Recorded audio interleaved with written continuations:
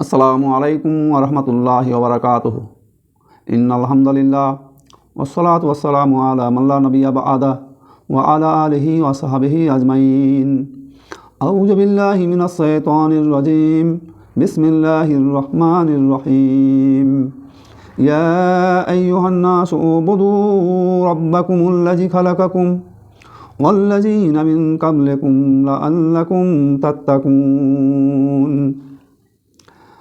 الذي جعل لكم الأرض فراشا والسماء بناء وأنزل من السماء ماء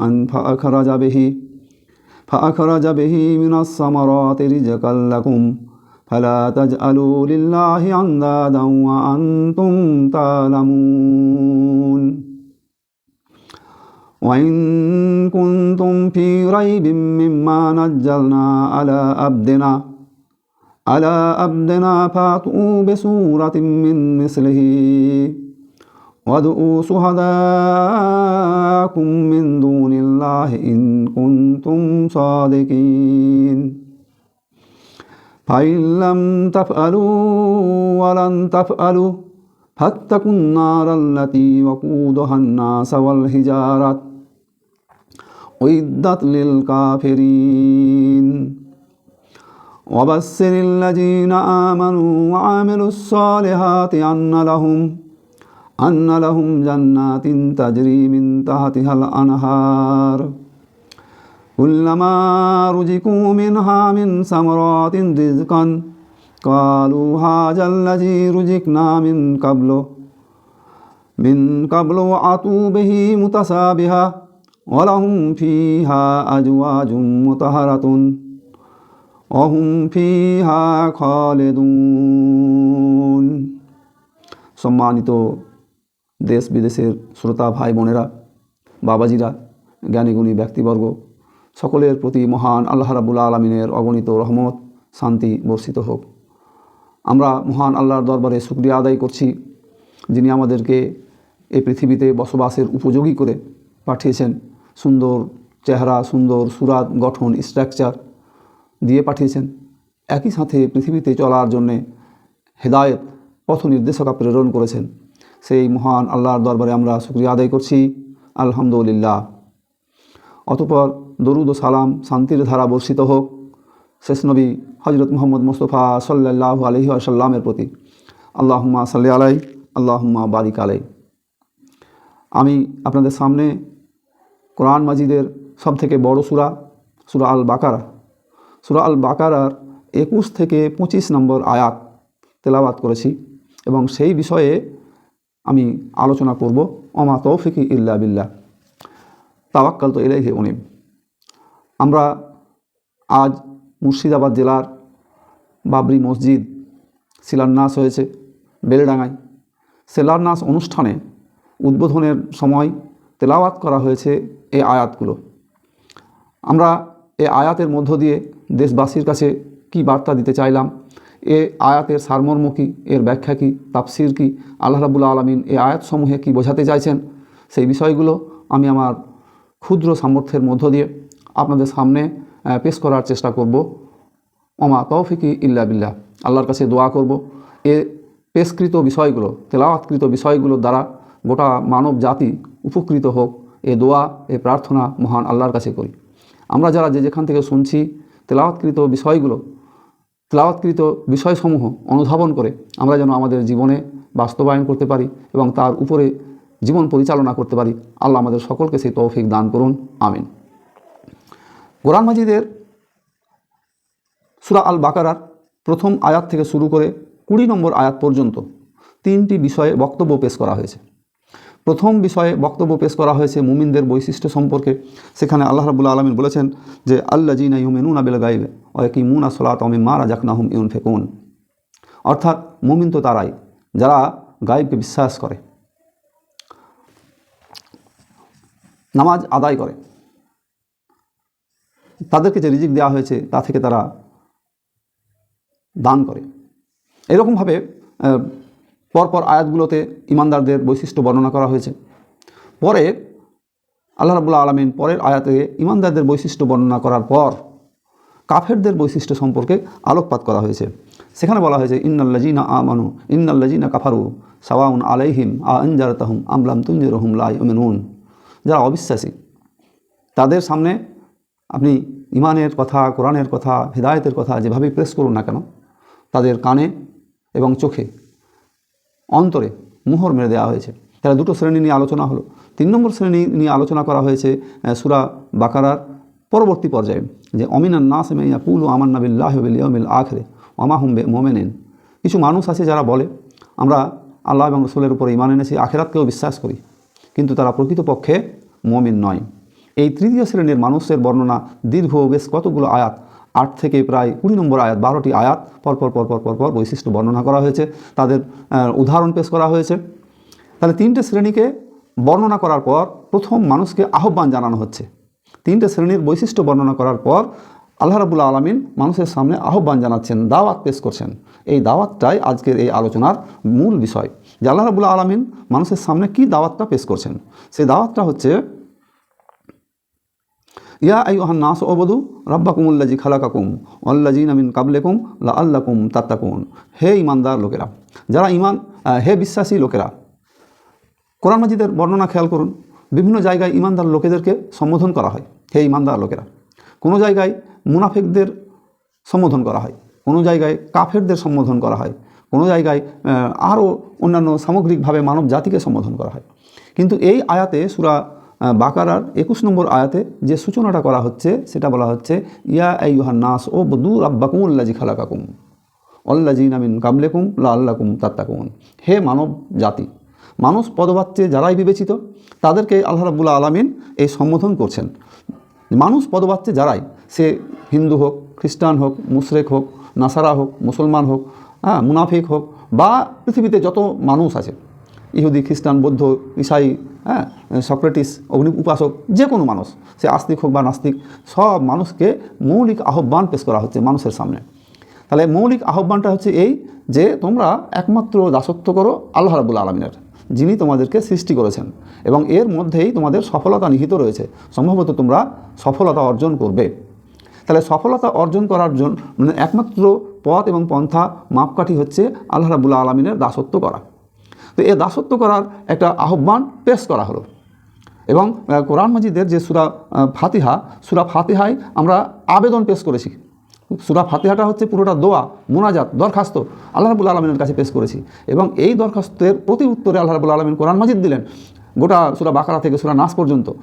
আর এর মধ্যে এই সূরা বাকারার এই প্রথম অংশে 21 নম্বর আয়াতে এসে আল্লাহ রাব্বুল আলামিন প্রথম আহ্বান জানাচ্ছেন, মানুষকে দাওয়াত দিচ্ছেন, যে তোমরা একমাত্র আমার ইবাদত করো।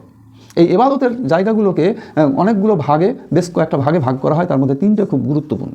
একটা হচ্ছে উপাস্য হিসাবে উলুহিয়াত, ইলাহ।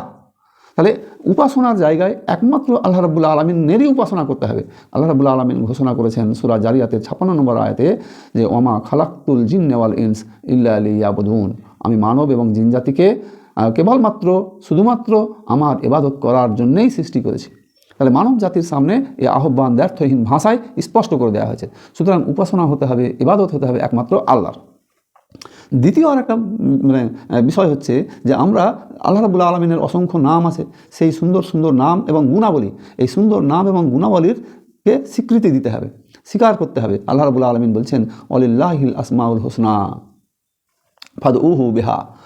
আমার অনেকগুলো সুন্দর সুন্দর নাম আছে, তোমরা সেই সুন্দর সুন্দর নাম ধরে ডাকো। তাহলে আল্লাহ রাব্বুল আলামিনের সুন্দর নাম আছে এবং সুন্দর গুণাবলী আছে, এই নাম এবং গুণের সাথে অন্য কাউকে শরীক করা যাবে না। আল্লাহ রাব্বুল আলামিন হচ্ছেন রাজ্জাক, রিজিক দাতা। আল্লাহ রাব্বুল আলামিন হচ্ছেন হাকিম। আল্লাহ রাব্বুল আলামিনের বহু নাম আছে, রহমান, রহিম। তাই এই যে গুণবাচক নামগুলো আছে, এই গুণের সাথে পৃথিবীর কোনো মানুষকে শরীক করা যাবে না, অংশীদার করা যাবে না।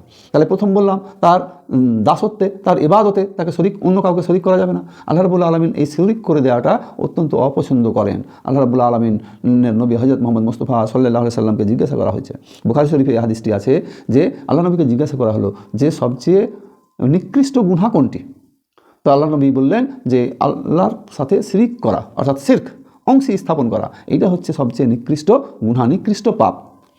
মুআজ বিন জাবাল রাদিয়াল্লাহু তাআলা আনহুকে আল্লাহ রাব্বুল আলামিন, আল্লাহ রাসূল জিজ্ঞাসা করছেন যে হে মুআজ, তুমি কি জানো বান্দার উপরে আল্লাহর হক কী? তো মুআয বিন জাবাল রাদিয়াল্লাহু তাআলা আনহু আল্লাহ নবীকে উত্তর দিলেন যে এটা আল্লাহ এবং তার রাসূলই ভালো জানেন। তখন আল্লাহ রাব্বুল আলামিনের নবী উত্তর দিলেন যে বান্দার উপরে আল্লাহর হক হচ্ছে এই যে বান্দা কেবলমাত্র আল্লাহর দাসত্ব করবে, তার সাথে কাউকে শরিক করবে না, কারণ তিনি তাকে সৃষ্টি করেছেন। তাহলে মানুষকে আল্লাহ রাব্বুল আলামিন সৃষ্টি করেছেন এবং মানুষ কেবলমাত্র আল্লাহর দাসত্ব করবে, ইবাদত করবে। এই জন্য দেখা যায় যারা কোরআন মাজিদ সুন্দরভাবে বুঝেছে তারা কখনো আহ্বান থেকে, আল্লাহর এই ডাক থেকে মুখ ফিরিয়ে থাকে না। মুখ ফিরিয়ে থাকে তারাই যারা শুধুমাত্র এই কোরআন মাজিদকে না বুঝে, কোরআন মাজিদের কথা না শোনে। তাহলে আজকের এই তেলাওয়াতের মধ্য দিয়ে লক্ষ লক্ষ জনতা উপস্থিত ছিল। এই লক্ষ লক্ষ জনতার মধ্য দিয়ে লক্ষ লক্ষ জনতার সামনে, গোটা দেশ তথা পৃথিবীবাসীর সামনে এই দাওয়াত পেশ করা হলো। ইয়া আইয়ুহান নাস উবুদু রাব্বাকুমুল্লাযী খালাকাকুম ওয়াল্লাযীনা মিন কাবলিকুম লাআল্লাকুম তাত্তাকুন। হে মানব জাতি, গোটা পৃথিবীর মানুষকে সম্বোধন করে বলা হচ্ছে তোমরা একমাত্র ইবাদত করো, দাসত্ব করো মহান আল্লাহ রাব্বুল আলামিনের, যিনি তোমাদেরকে সৃষ্টি করেছেন। এর মধ্যেই তোমরা প্রকৃত সফলতা অর্জন করতে পারবে। আমরা সাফল্যের জন্য কত রাস্তা খুঁজি, মূল রাস্তা হচ্ছে এইটা। একটা গুরুত্বপূর্ণ বিষয় এখানে তুলে ধরা হচ্ছে, সেটা হচ্ছে যে গোটা পৃথিবী শান্তির খুঁজে, সফলতার খুঁজে ছুটে বেড়ায়। কোথায় শান্তি পাওয়া যাবে, কোথায় কোথায় গেলে অশান্তি থেকে দূরে থাকবো, কিন্তু মানুষ তা থেকে মুক্ত হতে পারে না। মুক্ত হওয়ার একমাত্র উপায় হচ্ছে পৃথিবীর সব মানুষ দাসত্ব করবে আল্লাহ রাব্বুল আলামিনের, হুকুম মানবে আল্লাহ রাব্বুল আলামিনের। পৃথিবীতে সে আমেরিকা হোক, সোভিয়েত রাশিয়া হোক, আরব হোক, কুয়েত হোক, ইন্ডিয়া হোক, বাংলাদেশ হোক, পাকিস্তান হোক, পৃথিবীতে যত দেশের মানুষ আছে সব দেশের মানুষ যদি শুধুমাত্র একটা আইন আল্লাহ রাব্বুল আলামিনের দেয়া জীবন বিধান দিয়ে রাষ্ট্র পরিচালনা করে, দেশ পরিচালনা করে, সমাজ পরিচালনা করে, তাহলে সেই রাষ্ট্র, সেই দেশ, সেই সমাজ, সেই পরিবার, সেই সোসাইটিতে কোনো রকমের অন্যায় থাকবে না, কোনো রকমের অশান্তি থাকবে না, কোনো রকমের বিশৃঙ্খলা থাকবে না। কারণ তারা সবাই এক আল্লাহর ইবাদত করবে এবং এক আল্লাহর দেয়া জীবন বিধান দিয়ে তারা দেশ, সমাজ, সোসাইটিকে পরিচালনা করবে। এই জায়গাটা আমাদের অভাব। আমরা বিভিন্ন দেশ, বিভিন্ন আইন দিয়ে, ল দিয়ে, মানুষের তৈরি করা নীতি দিয়ে দেশ পরিচালনা করি। ফলে যে যখন ক্ষমতায় যায় সে তখন তার দলীয় এজেন্ডা, দলীয় নীতি বাস্তবায়ন করার জন্য সেই রকম করে তারা আইন তৈরি করে। ফলে সে তার মন মতন, মর্জি মতো, সংখ্যাগরিষ্ঠের ভিত্তিতে যে আইনটা তারা তৈরি করে, এতে একটা সম্প্রদায়ের লাভ হলেও আপামর জনসাধারণের লাভ হয় না, বরং তাকে আরও ক্ষতির সম্মুখীন হতে হয়। এই ক্ষতি থেকেই দেশে, রাষ্ট্রে অরাজকতা তৈরি হয়, বিশৃঙ্খলা তৈরি হয়, গণ অভ্যুত্থান তৈরি হয়। এই জায়গাগুলো আমাদের দেশবাসীকে বুঝতে হবে যে কেন, কারণ এই নীতি আদর্শের জায়গায় আমরা ফেলিওর হয়েছি। তাহলে আল্লাহ রাব্বুল আলামিন সব মানুষের সামনে এই আহ্বান পেশ করলেন যে তোমরা এক আল্লাহর ইবাদত করো। তাহলে ইবাদতের জায়গায় আমরা বললাম যে দাসত্ব করা, ইলাহ হিসাবে, নাম গুণাবলী হিসাবে আল্লাহর দাসত্ব করা, স্রষ্টা হিসাবে তার দাসত্ব করা, এরকমভাবে প্রতিটা কর্মে আল্লাহকে সামিল করে নেওয়া, আল্লাহর দাসত্ব করা। মানুষ বিভিন্ন কাজ করতে গিয়ে কর্মের মধ্য দিয়ে মানুষ শিরক করে বসে, শরিক করে বসে। যে কথাটা একটু আগে আলোচনা করলাম যে সবথেকে বড় গুনাহ হচ্ছে শিরক করা। এই বড় গুনাহ শিরক করা বিভিন্নভাবে হয়, তাবিজ কবজ, হাতে মাথা, মাজারে মানত দেওয়া, মান্যত করা, এরকমভাবে ভাস্কর্য তৈরি করা, স্মৃতিসৌধ তৈরি করা, মানুষের রচিত আইন দিয়ে দেশ পরিচালনা করা, রাষ্ট্র পরিচালনা করা, সমাজ পরিচালনা করা, পরিবার পরিচালনা করা, এটাও এক রকমের শিরক। কারণ আল্লাহ রাব্বুল আলামিন বলছেন যে আমি তোমাদেরকে তৈরি করেছি এবং তোমাদের চলার জন্য যাবতীয় জীবন বিধান আমি তোমাদের জন্য সুন্দর করে দিয়ে দিয়েছি। শুধু তৈরি করেছি তা নয়, তোমাদের চলার জন্যে আমি পথ নির্দেশিকাও দিয়ে দিয়েছি। তাহলে পথ নির্দেশিকা পাওয়ার পর আমাদের আর অন্যদিকে পা বাড়ানোর, মানুষের তৈরি করা আইন, শয়তানের তৈরি করা আইন দিয়ে দেশ, সমাজ, সোসাইটি চালানো যায় না। আল্লাহ রাব্বুল আলামিন পরের আয়াতে বলছেন, এবার কিছু যুক্তি পেশ করা হচ্ছে যে আল্লাহ রাব্বুল আলামিন মানুষের সামনে যে ইবাদতের দাবি পেশ করলেন, ইবাদত করার হুকুম জারি করলেন, তার প্রথম কারণটা হচ্ছে যে তিনি মানুষকে তৈরি করেছেন। তিনি মানুষকে তৈরি করেছেন। রাব্বাকুমুল্লাযী খালাকাকুম, রব তিনি, যিনি আমাদেরকে তৈরি করেছেন, সৃষ্টি করেছেন। এবার দ্বিতীয় কারণ এখানে বলা হচ্ছে যে আল্লাযী জাআলা লাকুমুল আরজা ফিরাসাও ওয়াস সামাআ বিনাআও, তিনি তোমাদের জন্য পৃথিবীকে সজ্জা এবং আকাশকে ছাদ হিসাবে তৈরি করেছেন। এই যে পৃথিবী, জমিনের উপরে আমরা হাঁটাচলা করি, এই জমিনের স্ট্রাকচারটা দেখেন যে এমন নয় জমিন যে এখানে দাঁড়ানোই যায় না, জমিন এমন নয় যে জমিনে দাঁড়ানোই যায় না। তাহলে দেখেন যে জমিনটা এমন করা হয়েছে, এই জমিনের উপরে দাঁড়ানো যায়, প্রয়োজনে অট্টালিকা, বিল্ডিং তৈরি করা যায়, আবার প্রয়োজনে কাদাও করা যায়। তাহলে এরকম একটা সুন্দর গঠনশৈলী দিয়ে আল্লাহ পৃথিবীটাকে তৈরি করেছেন এবং এটাকে বলা হচ্ছে বিছানা স্বরূপ। বিছানায় মানুষ কখন যায়? বিছানা প্রয়োজন হয় আরামের জন্য। তাহলে পৃথিবীর স্ট্রাকচারটা এরকম যে মানুষ প্রয়োজনে আরামও করতে পারে। এই যে আমরা রাতের বেলা ঘরে ঘুমাই, রেস্ট নিই, এই পৃথিবীর যদি এই উপযোগিতা না থাকতো বিশ্রাম নেওয়ার, তাহলে মানুষের কত সমস্যা হতো। বিশ্রাম নেওয়ার জন্য আল্লাহ রাব্বুল আলামিন দিনকে যেমন কর্মচঞ্চল করেছেন, রাতকে করেছেন বিশ্রামের জন্য। সারাদিনের কর্মচঞ্চলতাটা রাতের যখন মানুষ ঘুমায়, সকালে যখন ওঠে তখন সেই ক্লান্তি দূর হয়ে যায়, পরিশ্রমের যে ক্লান্তি থাকে সেই ক্লান্তিটা তখন আর থাকে না। তাহলে আল্লাহ রাব্বুল আলামিন এই ব্যবস্থাটা করে দিয়েছেন। সাথে সাথে করেছেন কি, আমাদের মাথার উপরে ছাদ হিসাবে আকাশকে রেখেছেন। আমরা আকাশে অসংখ্য তারকা দেখতে পাই, সেই তারকাগুলো নিয়ে আমরা আলোচনা জানি যে আকাশকে আল্লাহ সুন্দর করে সাজিয়ে রেখেছেন। সূরা মুলকে আলোচনা করা হয়েছে যে সুন্দর করে আকাশকে সাজিয়ে রেখেছেন। সেখানে আল্লাহ রাব্বুল আলামিন বলছেন যে তোমরা আকাশের দিকে তাকিয়ে দেখো, যে সেই সৃষ্টি কৌশলে কোনোরূপ ত্রুটি তোমরা দেখতে পাবে না। তোমাদের চোখ বারবার তাকাও, তোমাদের চোখ বারবার ব্যর্থ হয়ে ফিরে আসবে, সেখানে কোনো রকমের ত্রুটি তোমাদের চোখে পড়বে না।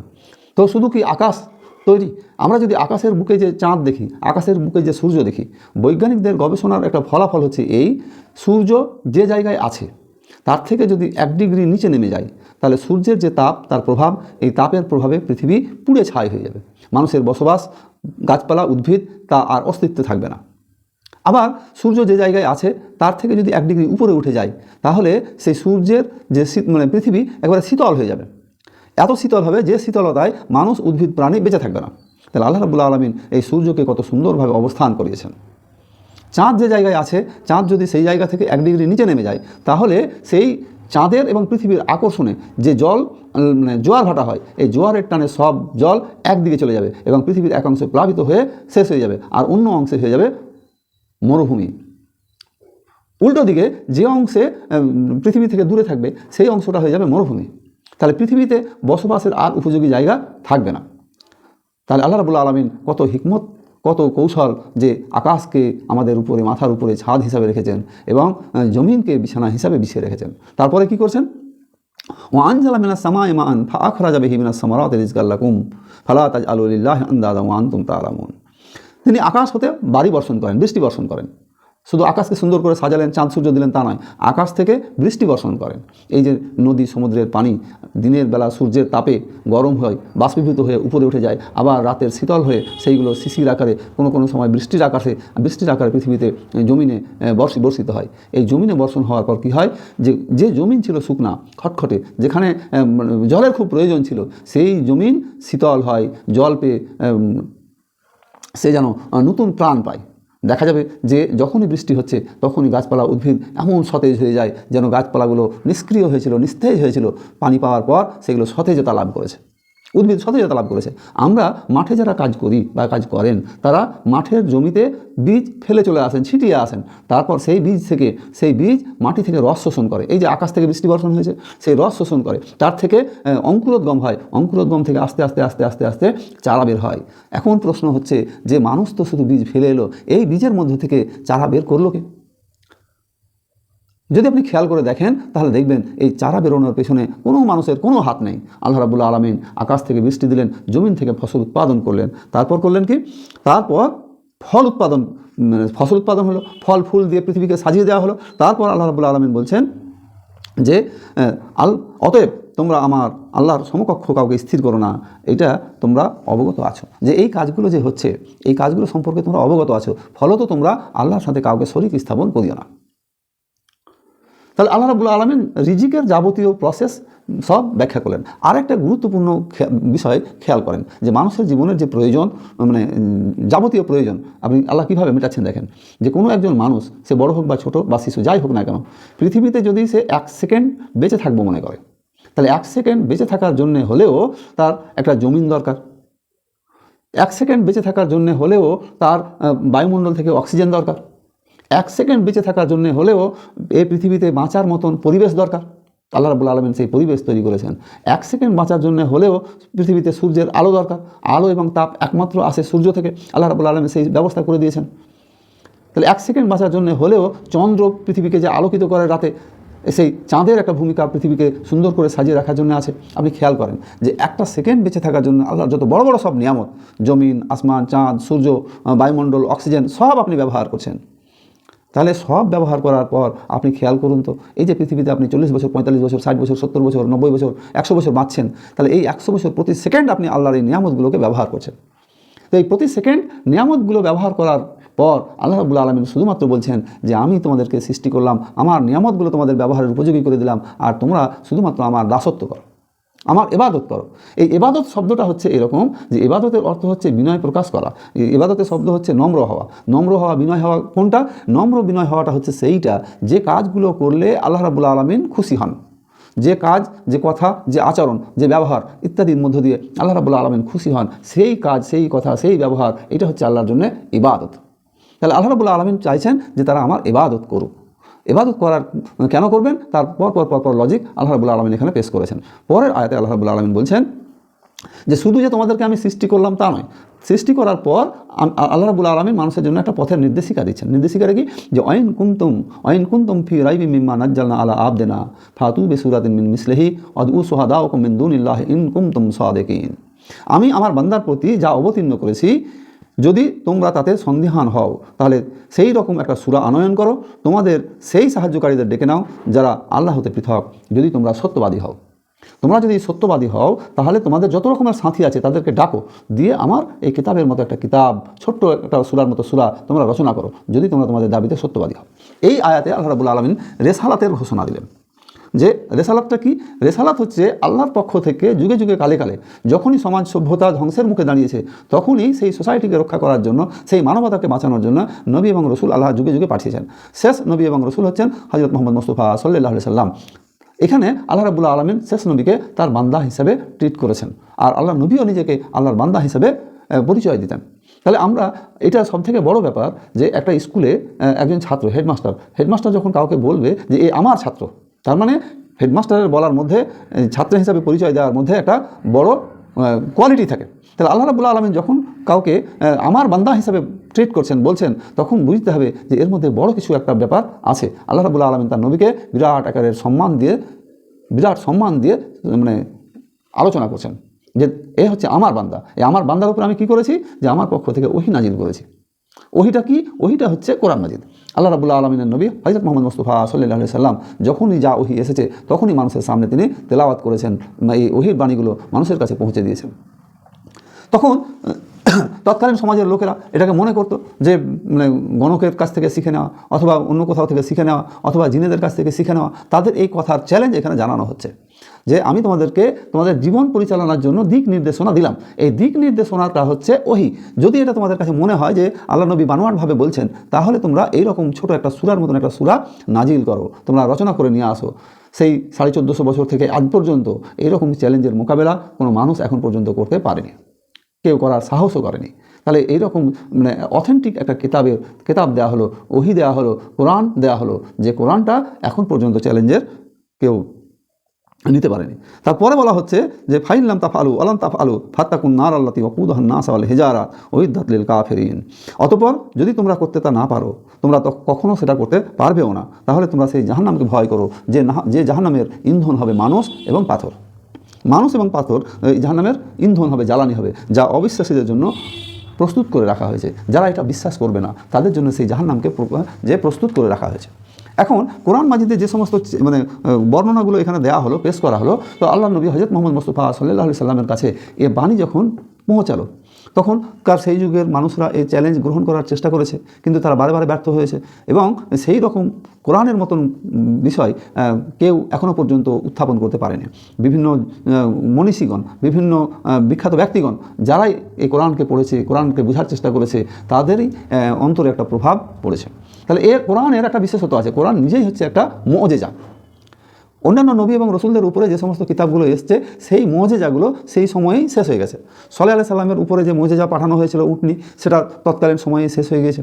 ঈসা আলাইহিস সালামের যে মুঅজিজা ছিল শিশু অবস্থায় কথা বলা, অথবা কোনো মৃত মানুষকে জীবিত করা, অথবা কুষ্ঠরোগীকে ভালো করে দেওয়া, তার জীবদ্দশাতে সেটা শেষ হয়ে গেছে।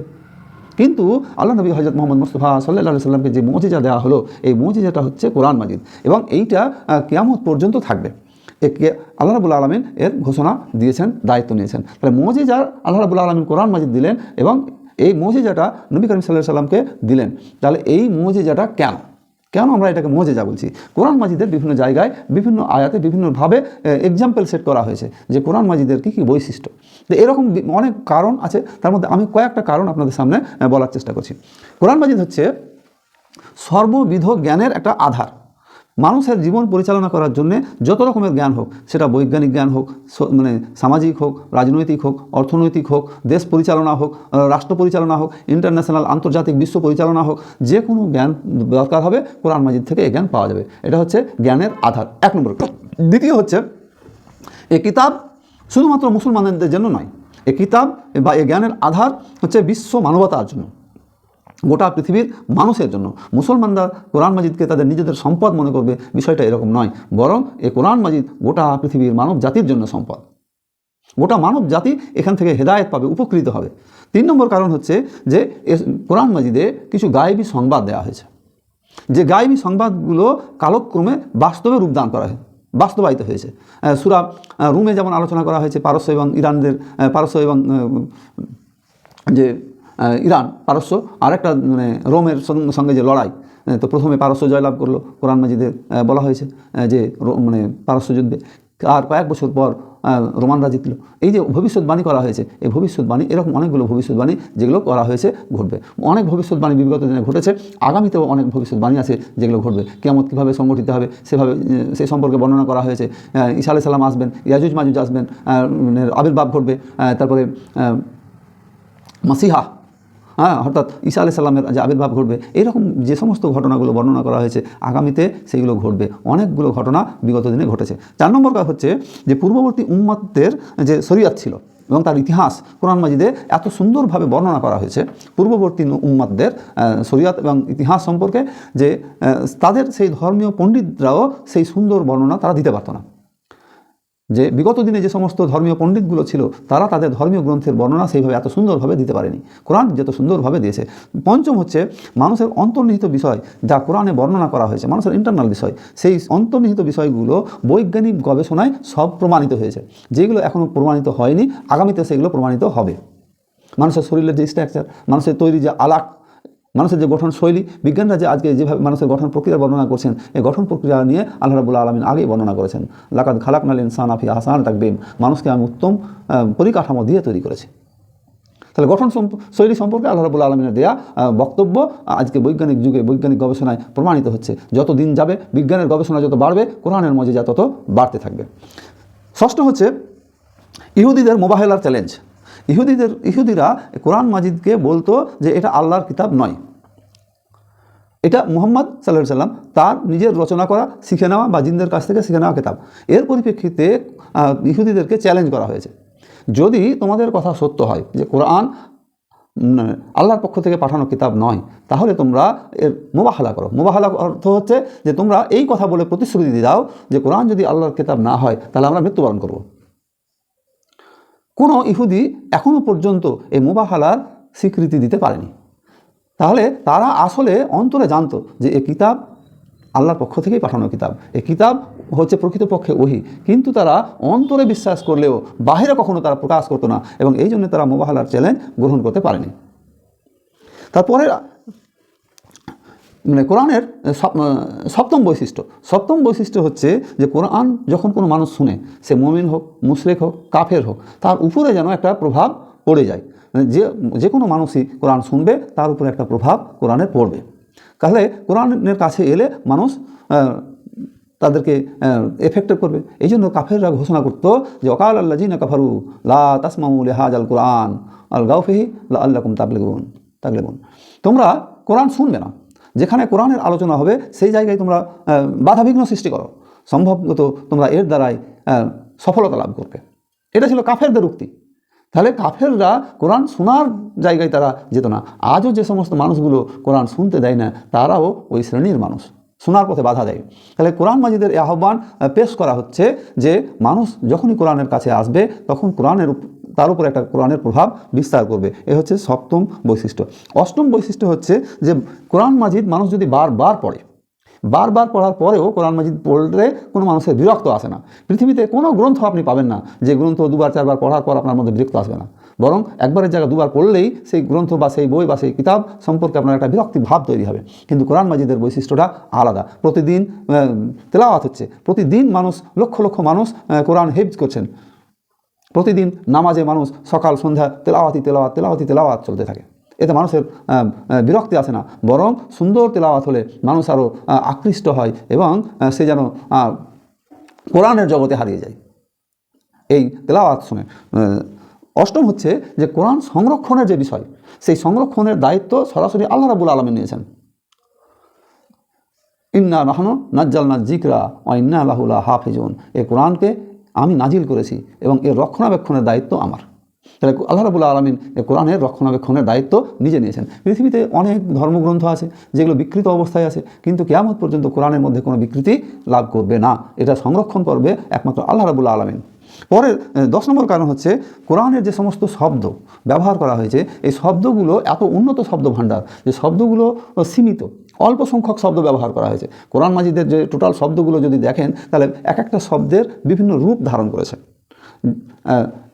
সর্বোচ্চ খুব বেশি আমরা যদি দেখি যে কোরআন মাজিদের শব্দ সংখ্যা প্রায় 2000 বা 2200 মতো হবে। বিভিন্ন গবেষকরা লিখছেন এই শব্দগুলো থেকে বিভিন্ন রূপ তৈরি হয়েছে, কিন্তু মূল শব্দ মাজিদার প্রায় 2000 বা 2200 কাছাকাছি বলে তাফসীরকারকরা মত প্রকাশ করছেন। গোটা কোরআন মাজিদে যে সমস্ত শব্দ, এতগুলো শব্দ ইউজ করা হয়েছে, সব শব্দগুলো এই 2000 বা 2200 শব্দ থেকে উৎপত্তি লাভ করেছে। তাহলে এই যে উৎপত্তি লাভ করছে এই অল্প সংখ্যক শব্দ, প্রত্যেকটা শব্দের মানে ব্যাখ্যা গুরুত্ব অত্যন্ত অসীম, মানে এইগুলো বিশাল এক একটা জ্ঞান ভাণ্ডার, এত উন্নত শব্দ ভাণ্ডার। আমি এখন পর্যন্ত 10টা বৈশিষ্ট্যর কথা বললাম, যে কারণে আল্লাহ রাব্বুল আলামিন এই কোরআন মাজিদ সম্পর্কে বলছেন যে ওয়াইন কুনতুম ফি রাইবিম মিম্মা নাজ্জালনা আলা আবদিনা ফাতু বিসূরাতিন মিন মিসলিহি ওয়াদউ শুহাদাকুম মিন দুনিল্লাহি ইন কুনতুম সাদিকিন। আমি আমার বান্দার উপরে যে কিতাব নাজিল করেছি, যদি তোমাদের মনে হয় তাতে কোনো সন্দেহ আছে, তাহলে তোমরা তার ছোট্ট একটা সূরার মতো সূরা তোমরা রচনা করে নিয়ে আসো। তোমরা যদি তোমাদের দাবির ব্যাপারে মানে সত্যবাদী হও, তাহলে তোমরা এরকমটা করো। তারপরে আয়াতে আল্লাহ রাব্বুল আলামিন বলছেন যে ফাইলাম তাফআলু ওয়ালাম তাফআলু ফাত্তাকুন নার আল্লাতী ওয়াকুদুহা আন-নাস ওয়াল হিজারা উইদ্দাত লিল কাফিরিন। যদি তোমরা তা করতে না পারো এবং তোমরা তা কখনো করতে পারবে না, তাহলে তোমরা সেই আল্লাহকে ভয় করো, যা সেই জাহান্নামকে ভয় করো, যার ইন্ধন হবে মানুষ এবং পাথর। মানুষ তো আল্লাহর হুকুম না মানলে জাহান্নামে যাবে, সেটা না হয় বোঝা গেল, তাহলে পাথর হবে কেন? এই পাথরগুলো বলতে সেই পাথরকে বোঝানো হচ্ছে যে পাথরগুলোকে মানে মানুষ খোদা হিসাবে, আল্লাহ হিসাবে, ইবাদতের বস্তু হিসাবে তারা স্বীকৃতি দিয়েছে। দুনিয়াতে এই পাথর পূজা, বিভিন্ন পাথরের মূর্তি তৈরি করে পূজা, এই মূর্তি তৈরি করা পূজাগুলো, যে পাথরগুলোকে মূর্তি করা হয়, মানে পূজা করা হয়, সেই পাথরগুলোর কথা বলা হচ্ছে। এই পাথরগুলো জাহান্নামে যাবে। এটা বলার উদ্দেশ্য হচ্ছে এই যে তাদেরকে যারা ইবাদত করতো তারা জাহান্নামে যাবে, এবং তারা দেখবে যে আমরা যাদেরকে ইবাদত করতাম, যে পাথরগুলোর পূজা করতাম, সেই পাথরগুলোও আজকে জাহান্নামে। সুতরাং তারাই যদি জাহান্নামী হয়, তাহলে আমাদের আর কী অবস্থা? তাদেরকে বুঝিয়ে দেওয়া হবে যে তারাও সেই জাহান্নামের জ্বালানি হয়ে যাবে।